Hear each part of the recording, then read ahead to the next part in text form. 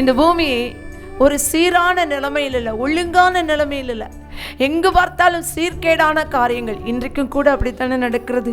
எங்கு பார்த்தாலும் யாரை எடுத்தாலும் யாரையும் விடவில்லை. இந்த பாவமானது எல்லா வீடுகளிலும், எல்லா குடும்பங்களிலும், எல்லா பிள்ளைகளிடத்திலும்.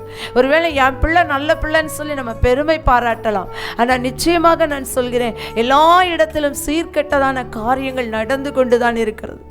வீடுகளிலே பாவங்கள் நிரம்பி இருக்கிறது. நாட்களில் பார்ப்போமானால் எல்லாருடைய கைகளிலும் செல்போன். இந்த செல்போன்ல சீர்கெட்ட காரியங்களை பிள்ளைகளும் பெரியவர்களும் நாமும் கூட பார்த்து கொண்டுதான் இருக்கிறோம். நான் பாவமே செய்யல அப்படின்னு சொல்றவங்களாம் இன்னைக்கு விரல் நுனியில பாவம் செய்கிறவர்களாய் காணப்படுகிறோம். பூமி சீர்கெட்டு போயிருக்கிறது.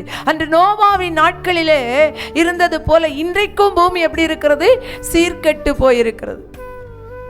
யாருக்கு விரோதமாய் யார் எழும்புவார்கள் என்று சொல்லி எந்த வினாடியிலும் கண்டுபிடிக்க முடியாத அளவுக்கு மனிதனுக்கு மனிதன் விரோதமாய் எழும்பிக் கொண்டே இருக்கிறார்கள். ஜனத்துக்கு விரோதமாய் ஜனம் எழும்பிக் கொண்டே இருக்கிறது. தேசத்துக்கு விரோதமாய் தேசம் எழும்பிக் கொண்டே இருக்கிறது. இது பொல்லாத உலகமாய் பொல்லாத பூமியாய் மாறிக்கொண்டிருக்கிறது. பூமி சீர்கெட்டதாய் இருக்கிறது.